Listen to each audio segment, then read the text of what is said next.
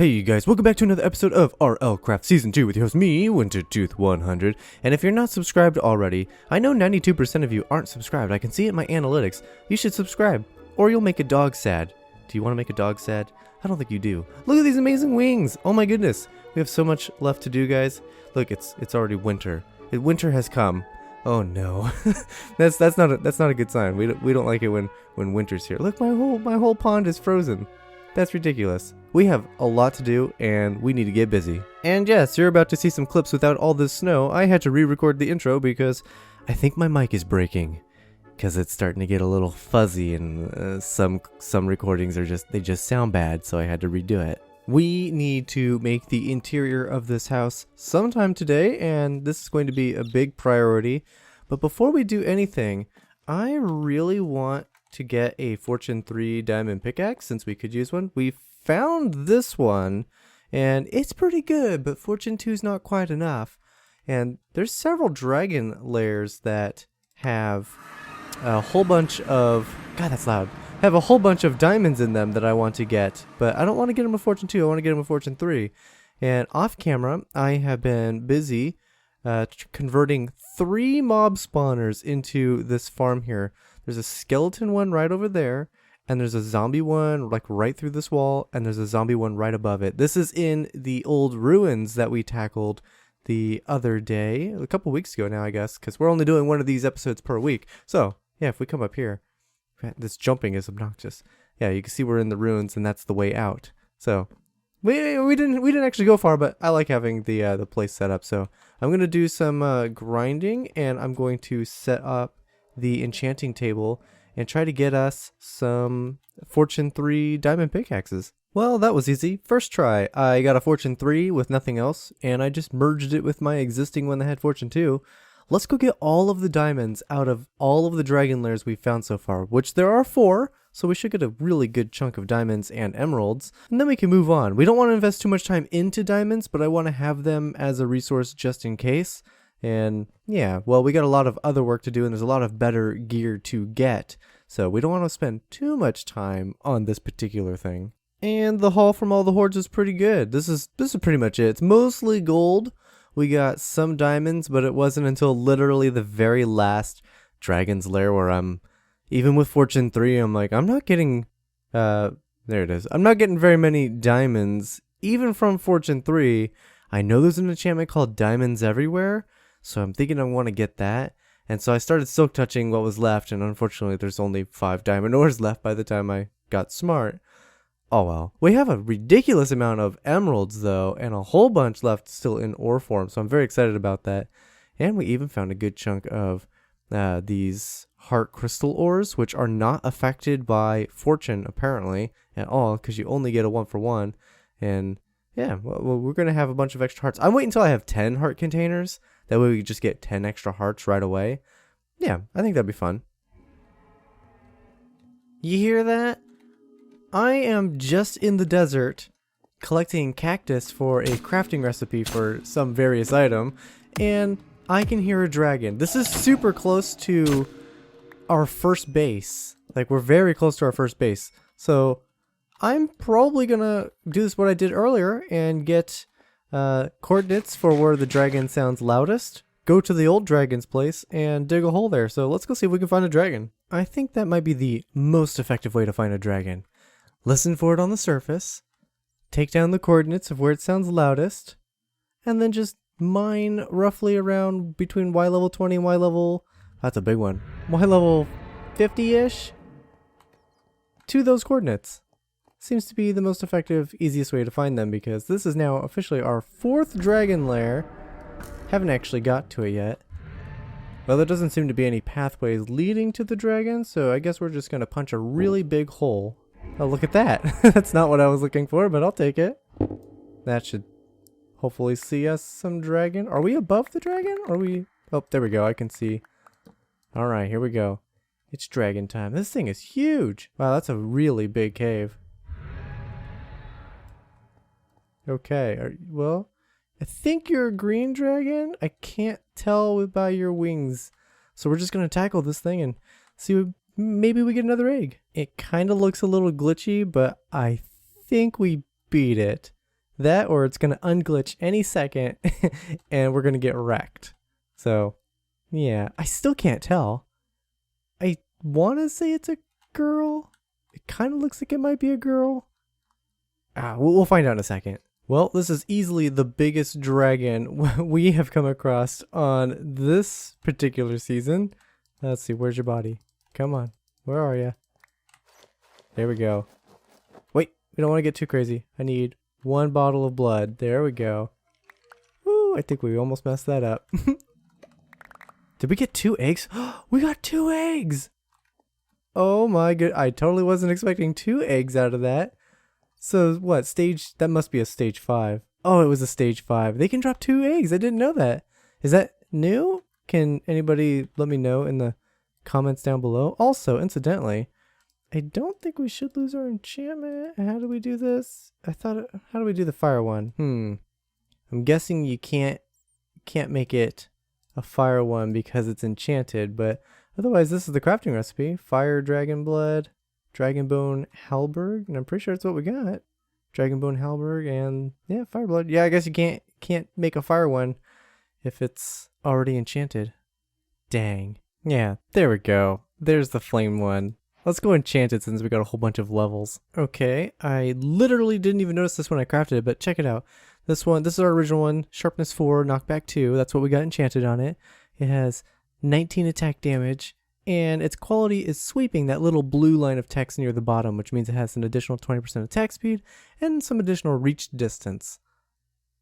This one crafted up with a legendary one, 10% dig speed, which is useless, but +2 attack speed, +2 attack damage, and +2 the reach. That's amazing. And of course, we rolled it until we got sharpness to show up. Well, only rolled one thing, and then I just took sharpness because who knows what else you're going to get. Well, that's unfortunate. I just spent a lot of time grinding out, looking through the enchanting table to get diamonds everywhere.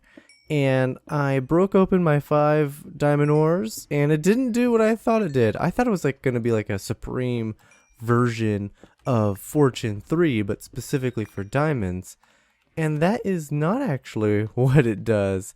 It apparently gives you a chance. And not a very good chance, even though we got lucky and we have diamonds everywhere 3 on this pickaxe. It gives you a chance that when you mine coal, you have a chance to get a diamond. A single diamond, because it doesn't work with fortune. It doesn't work with silk touch, obviously. But look at this. We've just been mined a lot, and I've gotten a total of 3 diamonds from mining coal, which, I mean, is 3 more than I've ever gotten from mining coal. It's definitely not what I thought it was, and that scared me. And I definitely was not expecting to waste my 5 diamond ores to not use fortune on them. I really thought we were going to get something good out of that, but I had to look it up because I was super confused. There we go, there's a diamond.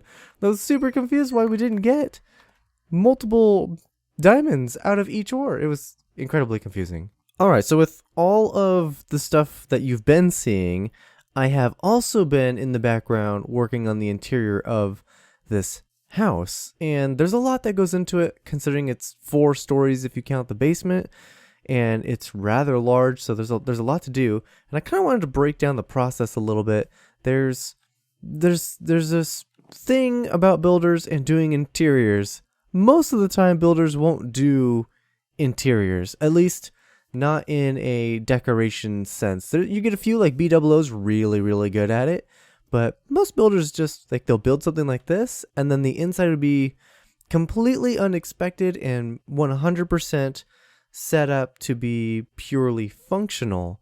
And I don't want to do that. I want it to feel like a house. So I kind of wanted to break down this process. I think builders get a little scared of it because your inventory is always going to get completely slammed, and in a mod pack it's even more slammed. It's way worse. So I wanted to go through it a little bit, sort of my process. I think the first place you should start is once you got the build itself done. If you're gonna have things like fireplaces, do the fireplaces first. It's just good to have them figured out how how you want them to look, and then you can design a room after them.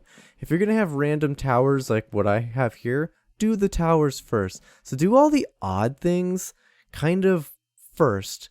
Anything that's going to be on the interior and the exterior at the same time, such as towers or fireplaces, just do them first. Trust me, it's going to make it a whole lot easier. Next, for me, I personally like to think of the sorts of rooms I would like to have in my house, and then I'll go through with a probably most likely a temporary block, and I'll start just dividing the areas out to kind of get a feel for where things might go, like just to make sure I like the layout of things.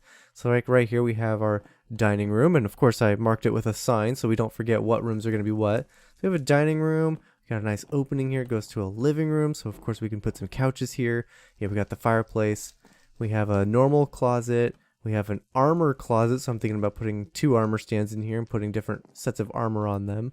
Of course you'll be able to walk through here, you have access to the patio in the back, which gives you access to the farm. We have the kitchen here, which has 2 entrances, so you can access it from, no matter which side of the house you're coming through. And this is just very bare bones laid out, and I know where everything's gonna be and how to navigate the house now without committing anything more than just 1 block of spruce wood. I mean, it's just the planks.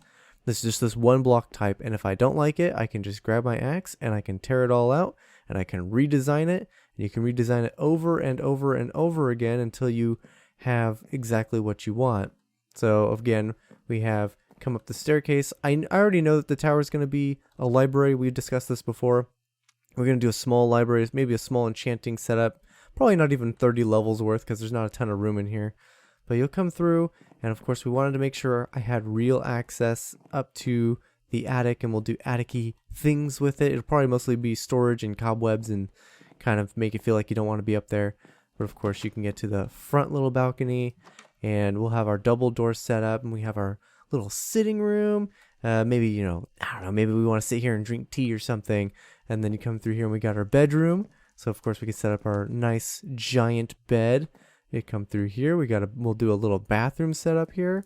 And of course, through the master bedroom, the only bedroom really, you have access to the upper patio, which is really nice. I really like the way that this whole house is laid out so far. So now that we have everything laid out, I can go through and decide on what sorts of blocks I want to use.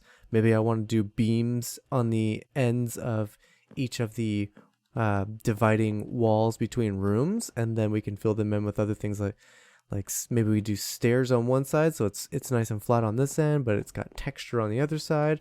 Or we have RLCraft, so I can do these bookcases, and you'll notice that these guys, they look fine from this end. There's a slight color discolor to them, but on this end it's you're getting these are essentially half slabs but vertical, and we don't normally get that, so these are going to be really cool for making some rooms feel slightly bigger than others. And of course they do double up as actual bookshelves, so we can actually put books in them. So yeah, I would say that's step 1. Make sure your exterior / interior bits are done first, and then do the layout. Just lay out the whole build where every room's gonna go. So to help your house from feeling a little samey, and what I mean by samey is you see there's a lot of spruce in here.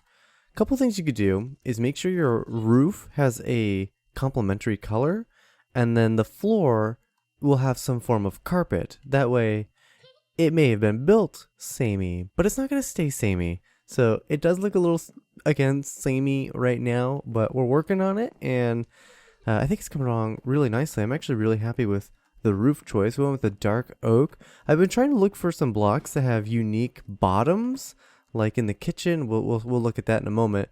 But there really aren't any in 1.12.2, and even in this mod pack, there really aren't a lot of blocks with a unique bottom on them. But I've gone through, I got a bunch of terracotta. Had to make this with clay, but it looks nice all the same, whole bunch of it. But I really like that we have a dark roof because it doesn't draw your attention to it, so you're really going to be focused on all the stuff that's actually in here. I've gone through, I put in all the walls and kind of got archways for some stuff. We still need double doors here, but I don't want to bother with the doors just yet because we have to do a lot of running back and forth in there. Oh, I've also, since I had to go to the nether for something, I found some saddles, and I got both the hippogriffs moved up here. You'll notice that one of them is darker than what they were, because they were twinsies.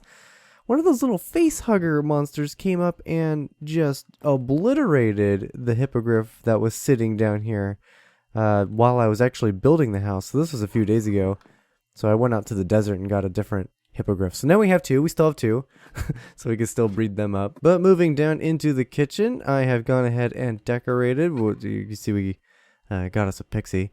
But this is what I mean by a unique bottom of a block. This is the furnace. So our ceiling is made out of furnaces. So technically it's, this is the ultimate kitchen in that you can cook many, many things in the ceiling itself. Yes. Hello. I made the cookie jar, which of course is just holding cookies right now because it requires a cookie jar to make it requires a cookie to make a cookie jar. Yeah, there we go. We got little storage here. So these just need to be filled out right now. I'm just kind of using this as my temporary storage for, all the building materials. So I can save myself some trips back and forth between the storage out there. I'm actually a really big fan of the floor. I think it turned out great. I'm starting in on the dining room, but oh man, the interiors with the mod pack is insane. There's so many blocks to look at, so many different considerations. Look at the floor in the basement. I think this is shadow stone or something like that. It's made with obsidian and cobblestone, but it looks amazing. And we have the inverse of this, which is the nether wart in cobblestone. It makes demon stone. It's red. Looks just like this, except it's red, and I've been using it in certain places in the fireplace.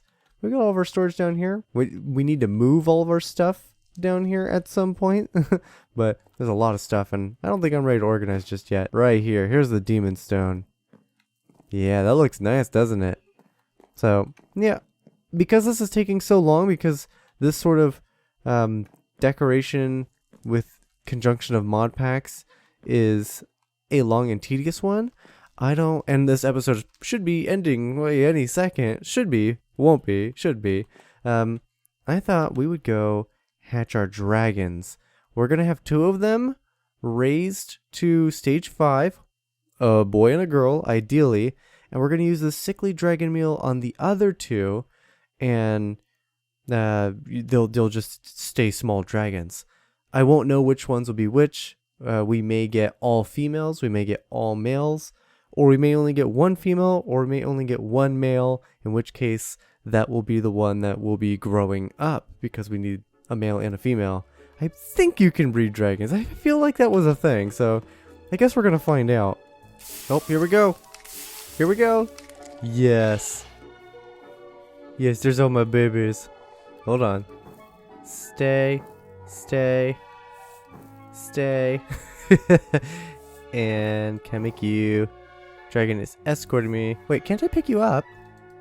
Yes. Ooh, you're so pretty. Okay, that's nice. Okay, how do I put you down? There we go. And stay. Look at that, guys. We have the dragons. Oh, they're so cute. Can you get on my shoulder? And also you? Yes. What about, can we do more than 2? Oh my goodness.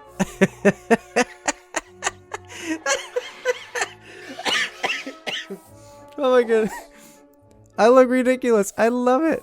This is so good.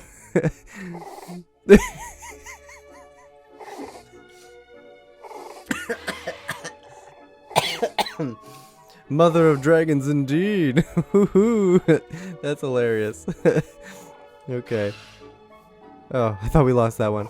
Alright, I don't think we can check the gender until they're a little older.